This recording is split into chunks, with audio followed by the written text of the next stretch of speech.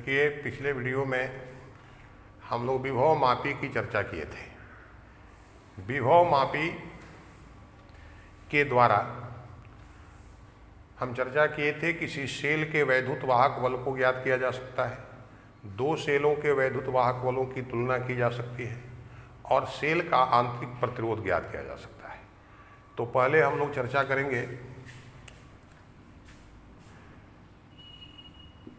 विभव मापी के द्वारा किसी सेल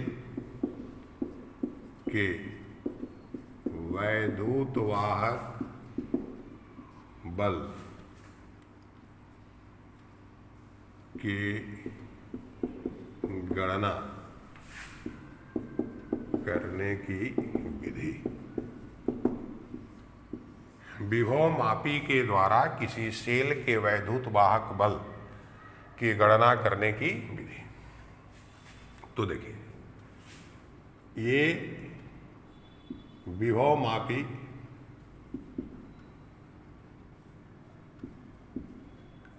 का बनावट हम लोग जिसकी चर्चा कर चुके हैं,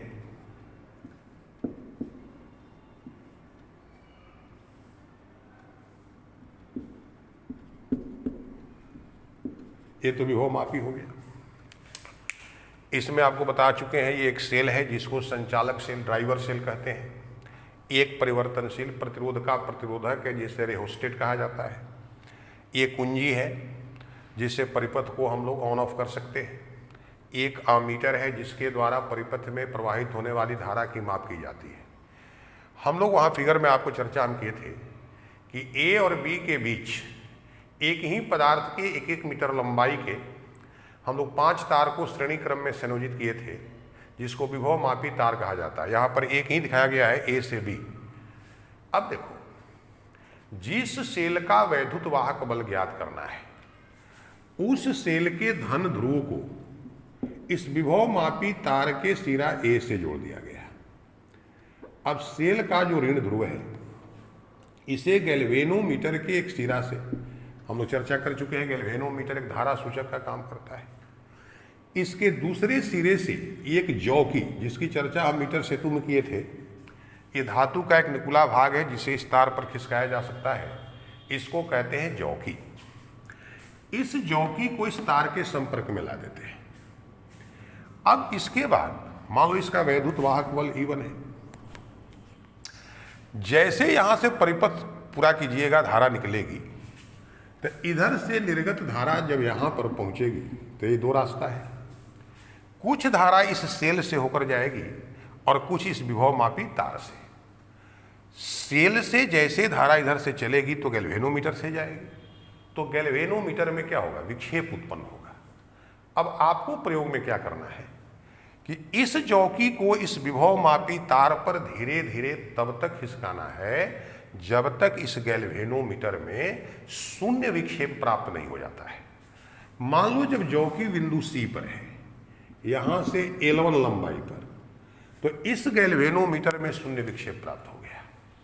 तो शून्य विक्षेप प्राप्त होने का अर्थ क्या है, इधर से जाने वाली धारा शून्य हो गई, तो जो भी यहां से धारा निर्गत हुई वो टोटल अब इस विभव मापी तार से जाने लगे। तब ए और सी बिंदुओं का जो यह तार का विभवांतर है वह इस सेल के वैद्युत वाहक बल के क्या होने चाहिए, बराबर। क्योंकि यह सेल ए और सी के बीच ही ज्वाइंट हो गया, तो ए और सी तार के सिरों के बीच का विभवांतर इस सेल के वैद्युत वाहक बल के बराबर हो जाएगा। क्योंकि न सेल से धारा ले रहे हैं न इस सेल को धारा दे रहे हैं। यही हम लोग का सिद्धांत है। तो देखिए, ये तो फिगर हो गया। तो जिस सेल का वैद्युत वाहक बल ज्ञात करना रहता है उसके धन ध्रुव को विभव मापी के सिरा ए से जोड़ दिया जाता है। सेल के ऋण ध्रुव से गैल्वेनोमीटर के एक सिरा को जोड़ दिया जाता है। गैल्वेनोमीटर के दूसरे सिरा से एक जौ की जुड़ी रहती है जिसे विभवमापी के तार पर खिसकाया जा सकता है। पहले तो इतना काम कर देना है, जिस सेल का वैद्युत वाहक बल ज्ञात करना रहता है उसके धन ध्रुव को विभवमापी तार के सिरा ए से जोड़ दिया जाता है। सेल के ऋण ध्रुव से गैल्वेनोमीटर के एक सिरा को जोड़ दिया जाता है। गैल्वेनोमीटर के दूसरे सिरा से एक जौ की जुड़ी रहती है जिसे विभवमापी के तार पर खिसकाया जा सकता है। अब इतना करने के बाद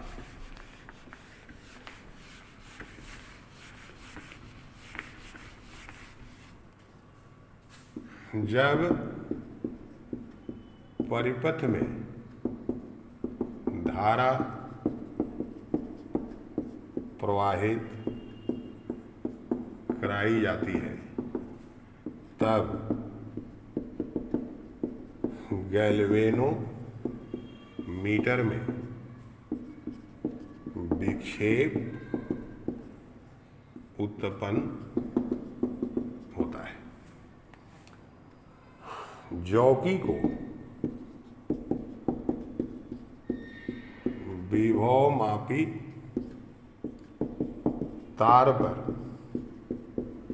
खिसकाकर गैल्वेनोमीटर में शून्य विक्षेप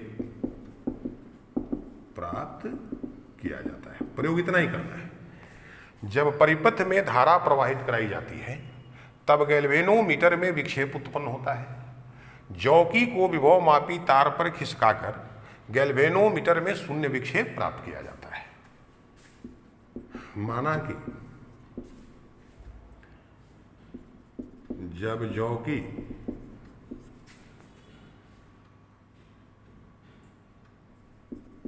बिंदु C पर है तब गैल्वेनोमीटर में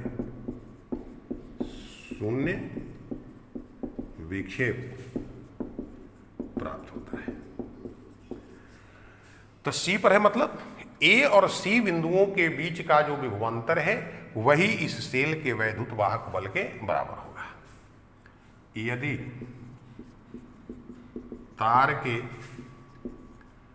प्रति एकांक लंबाई का प्रतिरोध रो है और परिपथ में प्रवाहित होने वाली धारा आई है तब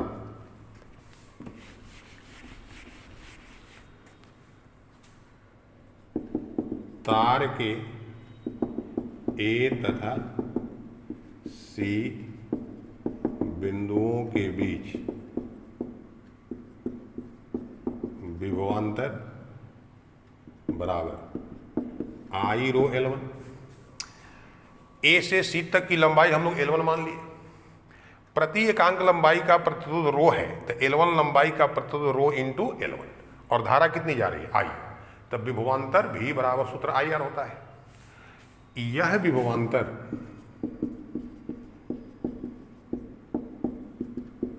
सेल के वैद्युत वाहक बल के बराबर होगा।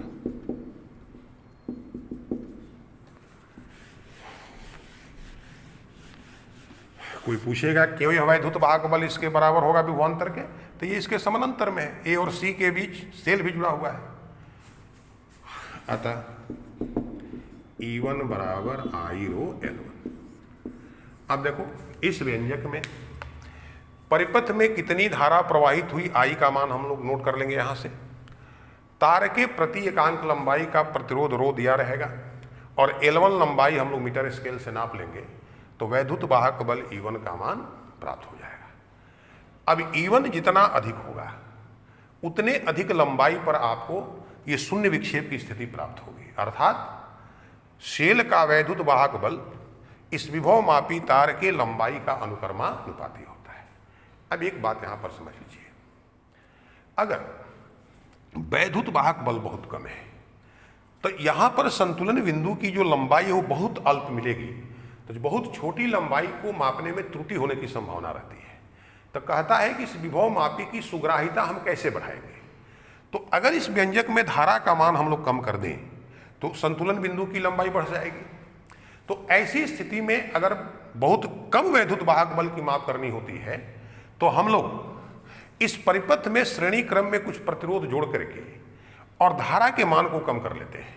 धारा जब कम हो जाएगी तो संतुलन बिंदु की लंबाई क्या होगी, बढ़ गई। तो अगर ऑब्जेक्टिव में पूछे कि संतुलन बिंदु की लंबाई हम कैसे बढ़ा सकते हैं, तो परिपथ में प्रवाहित होने वाली धारा के मान को कम करके, और लंबाई जितनी अधिक हो उतना ही विभव मापी द्वारा मापा गया जो विभवांतर है वो सही होगा। तो इस प्रकार से हम लोग किसी सेल का वैद्युत वाहक बल इस विभव मापी के द्वारा माप सकते हैं। अब देखो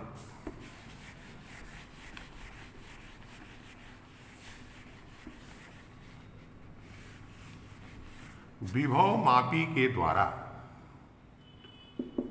दो सेलों के वैद्युत वाहक बलों की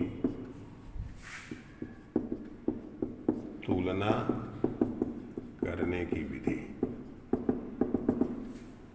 अगर दो सेल हैं उनके वैद्युत वाहक बलों की तुलना करनी है तब हम लोग इस विभव मापी का किस प्रकार उपयोग करेंगे। तो इसमें कुछ नया नहीं है, ये वही विभव मापी हमने दिखा दिया, बिंदु ए है।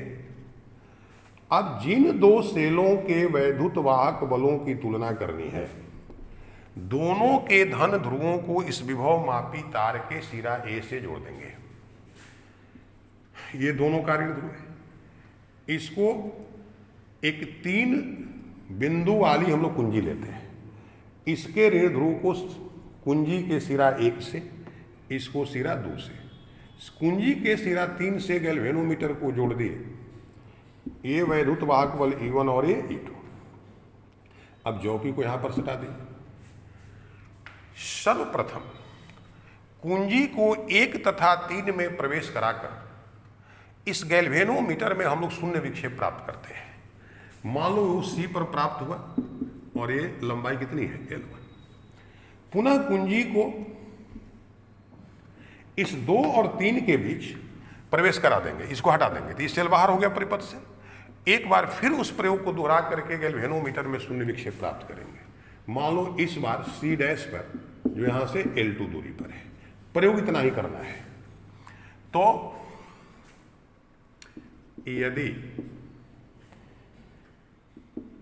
सेल E1 के लिए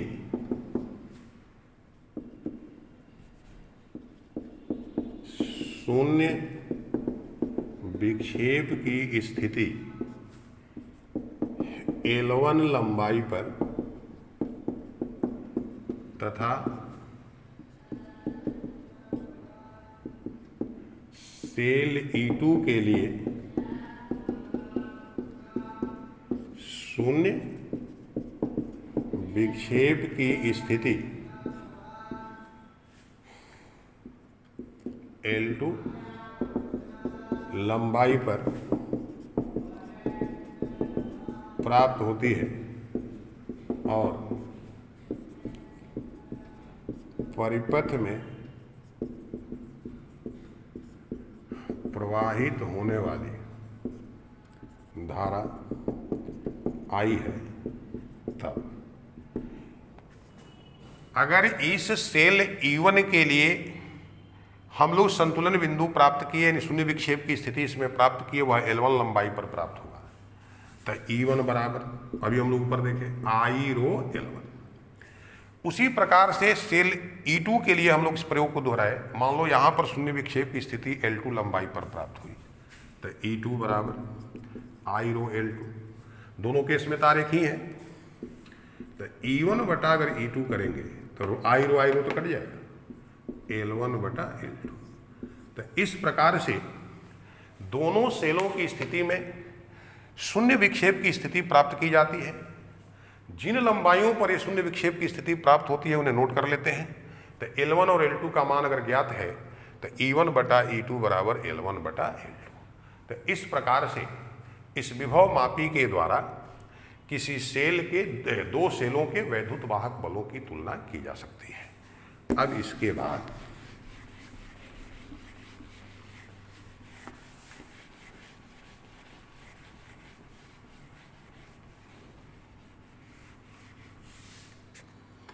विभव मापी के द्वारा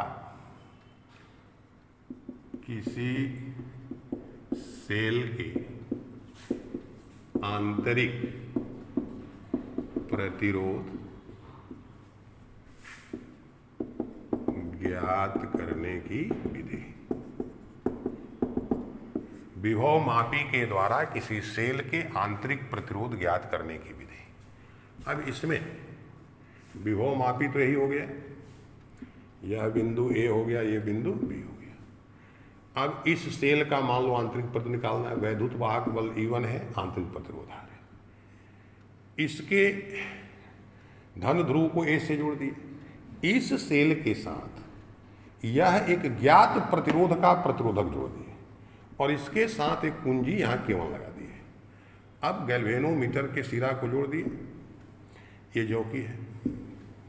इसमें देखिए, पहले इस कुंजी K1 को खुला रखेंगे।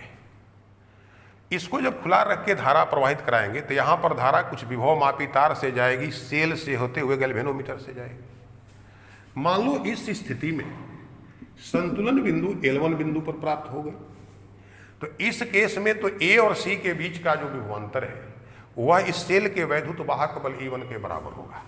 तो इसमें कोई नया चीज नहीं, E1 बराबर सूत्र हो जाएगा I रो L1। अब कुंजी K1 को बंद कर पुनः जो है इस प्रयोग को दोहराया जाएगा। मान लो इस बार संतुलन बिंदु C डैश पर प्राप्त हो गई जो L2 लंबाई पर है। यही समझिएगा, जब कुंजी K1 को बंद किया जाता है तब R प्रतिरोध से प्रवाहित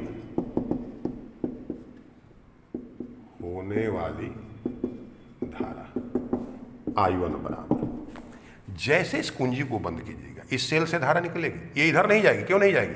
क्योंकि हम कह चुके हैं ये वैद्युत वाहक बल इससे बड़ा होता है। तो कभी भी कम वैद्युत वाहक वाले सेल से धारा निकल करके उच्च वैद्युत वाहक बल वाले सेल की ओर नहीं जाएगी। तो इससे निर्गत धारा सीधे इस R से होते हुए यहां पहुंचेगी। तो E1 बटा capital R plus small r। अब इससे धारा जब यह I1 जा रही है तो इसका विभवांतर या इस सेल का सिरा विभवांतर, इस सेल का सिरा विभवांतर अगर मान लो तो E1 वैद्युत वाहक बल के सेल का सिरा विभवांतर V बराबर I1 इंटू R। तो E1 इंटू R बटा R प्लस R। और यह विभवांतर A तथा C डैश के बीच तार के सिरों के बीच के विभवांतर के क्या बराबर होगा? यह विभवांतर विभवमापी तार के ए तथा सी डैश बिंदुओं के बीच के विभवांतर आई रो L2 के बराबर होगा।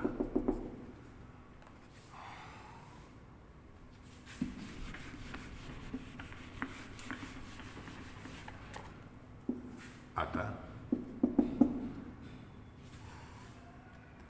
V बराबर आई रो L2 और E1 R बटा बराबर आई रो L2।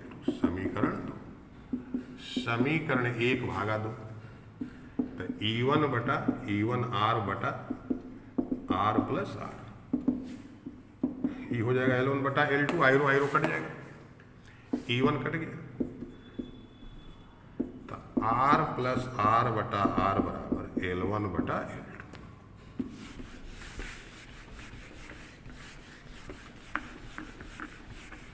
अब देखिए इसमें इससे भाग दीजिएगा तो 1 प्लस R बराबर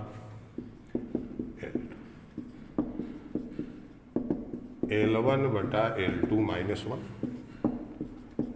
R बराबर L1 माइनस L2 बटा L2, तो R बराबर L2 गुना कैपिटल R। अब इस व्यंजक में L1 L2 तो हमारा ज्ञात रहेगा, R हम लोग ज्ञात प्रतिरोध लिए थे, तो इस व्यंजक में L1 L2 तथा कैपिटल R का मान रखकर हम लोग आंतरिक प्रतिरोध स्मॉल r का मान ज्ञात कर सकते हैं। तो इस प्रकार से विभव मापी के तीनों उपयोग की चर्चा हो गई। अब इसके बाद हम लोग चर्चा करेंगे इसमें विद्युत धारा के ऊष्मीय प्रभाव की नेक्स्ट वीडियो में।